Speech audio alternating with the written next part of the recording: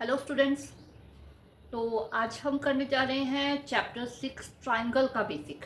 ठीक है।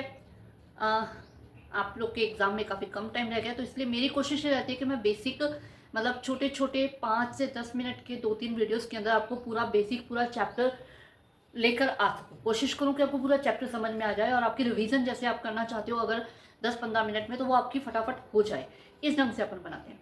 तो आज हम उसी हिसाब से ट्राइंगल चैप्टर कर रहे हैं।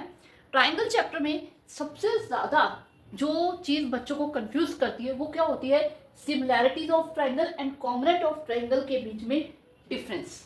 ठीक है कि बच्चे बहुत कंफ्यूज रहते हैं। ट्राइंगल सिमिलर है और कॉन्ग्रेंट है। देखो, सबसे मेन चीज़ क्या होती है? जो सिमिलर होते हैं same shape but not necessary same size. अगर दो ट्राइंगल सिमिलर हैं, ट्राइंगल छोड़ो कोई भी चीज़ सिमिलर है, तो उसकी मेन चीज़ होती है कि उसकी शेप सेम होगी। साइज सेम होना नेसेसरी नहीं है। और कॉन्ग्रेंट में साइज सेम होगा। अब इसका हम एक एग्जांपल लेते हैं।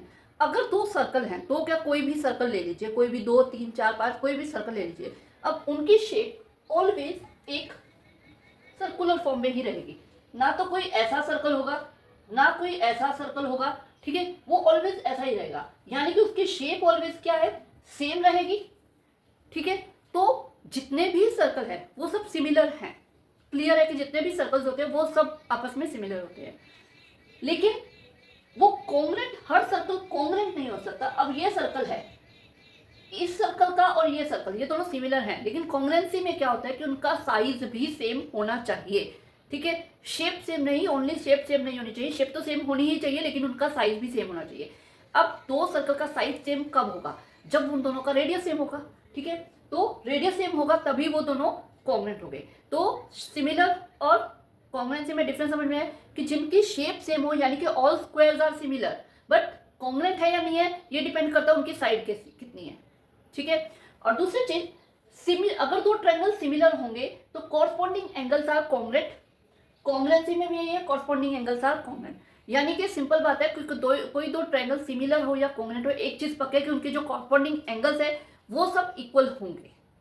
ठीक है, लेकिन सिमिलैरिटी में कॉरस्पॉन्डिंग साइड की रेशियो सेम होती है और कॉन्ग्रेंसी में कॉरस्पॉन्डिंग साइड की रेशियो जो है वो कॉन्ग्रेंट होती है, यानी कि इक्वल होती है। यानी कि अगर हमने कोई एक ट्रायंगल ले लिया जिसकी 1 2 और 3 साइड है, दूसरा हमने ट्रायंगल ले लिया 2 4 एंड 6 है। अब इनकी रेशियो सेम आ रही है, ये वाली साइड भी इसकी डबल है, ये साइड इसकी डबल है, ये साइड इसकी डबल है, यानी डबल हो रही है सारी कॉरस्पॉन्डिंग साइड। तो ये सिमिलर है, बट ये कॉन्ग्रेंट नहीं है। कॉन्ग्रेंट कब होंगे? जब ये ट्राइंगल की साइड बिल्कुल उसके इक्वल होंगी, साइज इक्वल होगा। ठीक है, तब ये कॉन्ग्रेंट होंगे। तो ये मेन डिफरेंस होता है कॉन्ग्रेंसी और सिमिलैरिटी में। अब इसके अलावा इनके जो हम क्राइटेरियाज लेते हैं, इनके जो रूल्स हम अप्लाई करते हैं वो भी कुछ डिफरेंट होते हैं। सिमिलैरिटी के रूल्स जो कि आपके इस चैप्टर के अंदर ट्राइंगल के अंदर सबसे ज्यादा यूज होने वाले हैं, हर सब में ऑलमोस्ट आप यूज करोगे, तो वो मैंने लिखे हैं A criteria, triple A criteria, triple S criteria and S S criteria. देखो, ए क्राइटेरिया क्या होता है कि अगर कोई दो ट्राइंगल्स का अगर दो एंगल कोरस्पॉन्डिंग एंगल इक्वल हो जाते हैं तो वो दोनों ट्रायंगल क्या होंगे? सिमिलर होंगे। अब इसमें एक वर्ड आया कॉरस्पॉन्डिंग, बच्चे इसमें बड़े कंफ्यूज होते हैं। कॉरस्पॉन्डिंग का मीनिंग क्या होता है? That occupy the same relation position, relative position in two or more similar figure. जो क्या कहते हैं, दो या दो से सिमिलर फिगर में सेम पोजीशन ऑक्यूपाई करते हैं, वो जो ट्रायंगल्स होते हैं वो आपस में वो जो भी चीज होती है, चाहे वो साइड हो चाहे वो एंगल हो, वो कॉरस्पॉन्डिंग होंगे। कैसे? देखो, इसके एग्जांपल एक करते हैं हम। इसका एक एग्जांपल करते हैं कि अगर आपके पास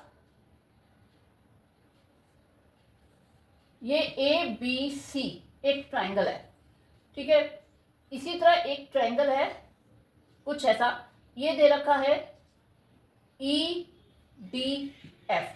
अब हमें दे रखा है ए बी सी सिमिलर है ई डी एफ के। तो इसका मतलब क्या है कि जो एंगल ए है वो एंगल ई के कॉरस्पॉन्डिंग एंगल है। ठीक है, वो उसकी सेम पोजीशन पे बना रहा है। और इसी तरह बी के डी इक्वल आ जाएगा और सी के एफ आ जाएगा, कॉरस्पॉन्डिंग एंगल। ठीक है, इसी तरह साइड ए बी की कॉरस्पॉन्डिंग साइड है ई डी और बी सी की कॉरस्पॉन्डिंग साइड है डी एफ। जो सेम पोजीशन पे है, हम यहाँ पे ट्राइंगल की पोजीशन हमने इस ढंग से रखी है क्योंकि सेम पोजीशन पे है। इसके अलावा एक और एग्जांपल देती हूँ, राइट एंगल ट्रायंगल ले लेते हैं हम दो।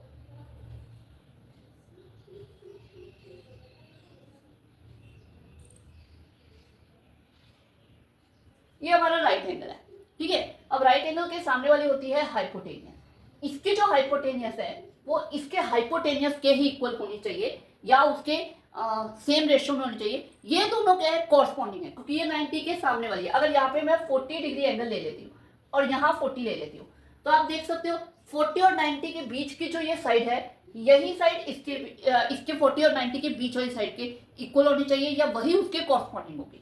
समझ में आया, सेम पोजीशन पे होगी, ठीक है, तो वो कॉरस्पॉन्डिंग होती है। तो अब हम वापस इसके ऊपर आते हैं। ए क्राइटेरिया जो है वो क्या कहता है, ए क्राइटेरिया के हिसाब से क्या है कि दो कॉरस्पॉन्डिंग एंगल अगर किसी दूसरे दो कॉरस्पॉन्डिंग एंगल के ट्राइंगल के एंगल्स के इक्वल है तो वो दोनों ट्राइंगल सिमिलर होंगे, ठीक है। अब ट्रिपल ए क्राइटेरिया भी यही है एक्चुअली। जब हम ए क्राइटेरिया लेते हैं, तो उसमें क्या है कि तीसरा एंगल ऑटोमेटिकली इक्वल है। अगर आपका इस ट्राइंगल का ये एंगल 40 डिग्री है, ये एंगल 80 डिग्री है, इसका ये वाला एंगल 40 है और ये 80 है। अब हमें क्लियर पता है कि थर्ड जो एंगल है वो आपका 60 ही आएगा और इसका 60 ही आएगा। अगर दो एंगल इक्वल है तो थर्ड ऑटोमेटिकली इक्वल होगा, क्योंकि हमेशा हर ट्राइंगल के तीनों इंटीरियर एंगल का सम 180 ही होता है, वो चेंज नहीं हो सकता, तो इसलिए वो इक्वल आएगा। इसलिए ए अगर किसी ट्राइंगल के दो एंगल भी आपस में इक्वल हो जाते हैं तो वो सिमिलर होंगे। ट्रिपल ए क्राइटेरिया, अगर तीनों एंगल किसी दूसरे के तीनों एंगल के इक्वल होते हैं, कॉरस्पॉन्डिंग एंगल के इक्वल हो जाता है, तो वो इक्वल होंगे। अब यहाँ पे ऐसा भी है कि अगर जैसे ए जो है 40 है लेकिन यहाँ पे मैं इसे 80 ले लूँ और यहाँ पे ये 80 है, तो ये कॉरस्पॉन्डिंग एंगल इक्वल नहीं है, ठीक है। कॉरस्पॉन्डिंग एंगल सेम पोजीशन वाले एंगल इक्वल होने चाहिए, ओके।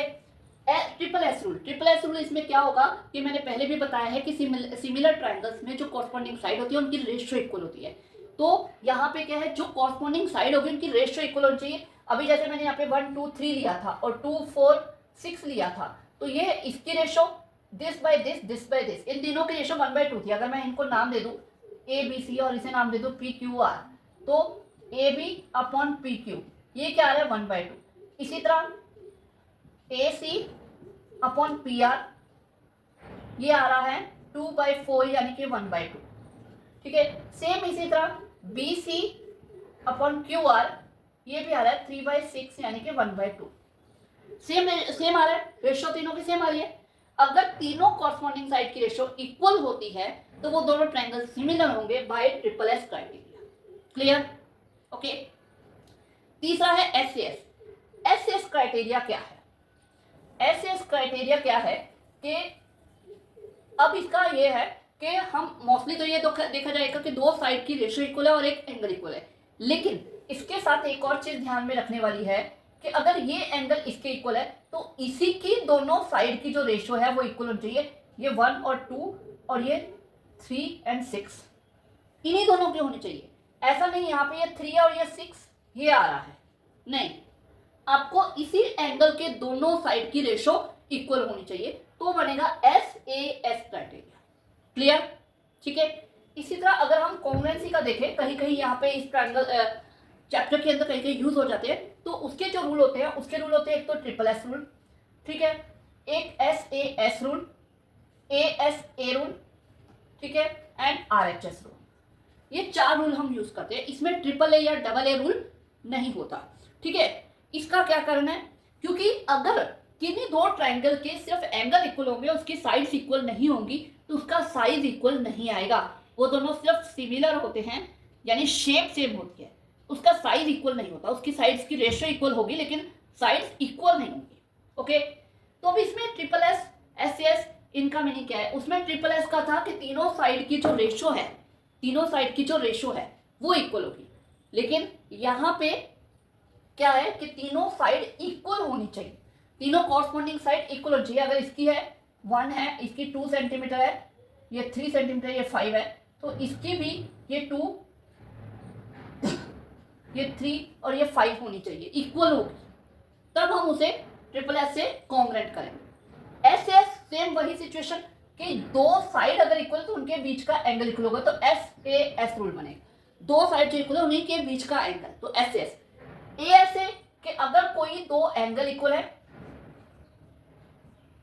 जैसे मान लो A B C R H S, तो सॉरी हम ले लेते हैं पी क्यू आर। तो अगर ए पी के इक्वल है, बी इसके इक्वल है, क्योंकि तो इनके बीच की जो ये साइड है वो इसके बीच की साइड के इक्वल होनी चाहिए, तो ए एस ए रूल बनेगा, उन्हीं दो एंगल्स के बीच का होना चाहिए। ठीक है। Fourth rule R H S. R का मतलब होता है राइट एंगल, एच का मतलब होता है हाइपोटेनियस, और एस का मतलब होता है, जो कि हम अभी तक लेते आ रहे हैं, साइड। यानी कि सबसे पहली चीज राइट एंगल इक्वल होंगे, यानी कि ये जो क्राइटेरिया है ये राइट एंगल ट्रायंगल के ऊपर ही लगेगा। ओके, ठीक है, दूसरे ट्रायंगल्स के ऊपर नहीं लगेगा, लेकिन राइट एंगल ट्रायंगल के ऊपर यही लगे ये जरूरी नहीं है, कोई दूसरा भी क्राइटेरिया, क्योंकि ये क्राइटेरिया लगने के लिए आपको तीनों फिक्स चीजें इक्वल होनी चाहिए। एक तो राइट एंगल 90 डिग्री है, राइट एंगल है, राइट एंगल ट्रायंगल है, तो इक्वल होगा। दूसरा उसका हाइपोटेनियस इक्वल होना चाहिए, राइट एंगल के सामने वाली साइड, अगर मैंने ये राइट एंगल लिया था तो ये वाली साइड जो है वो इसके सामने इस साइड के इक्वल ही होनी चाहिए, तो हाइपोटेनियस इक्वल होनी चाहिए। तीसरी कोई एक साइड, इन दोनों में से बाकी जो दो बची साइड है ये इसके इक्वल हो या ये इसके इक्वल हो, इसके इक्वल हो, तो एक साइड इक्वल होनी चाहिए, एंगल इक्वल नहीं होना चाहिए। एंगल इक्वल होगा तो ए ऐसे रूल बन जाएगा। आरएचएस रूल के लिए राइट एंगल, हाइपोटेनियस, साइड, ये इक्वल होना चाहिए। क्लियर? ठीक है, इसमें आपको सिमिलैरिटी और कॉन्ग्रुएंस का पार्ट पूरा क्लियर हो गया। बाकी जो ये थ्योरम्स हैं या ये थोड़े से हमारे एब्रिविएशंस हैं, इन सबको हम करते हैं अपने नेक्स्ट वीडियो में। तो ओके।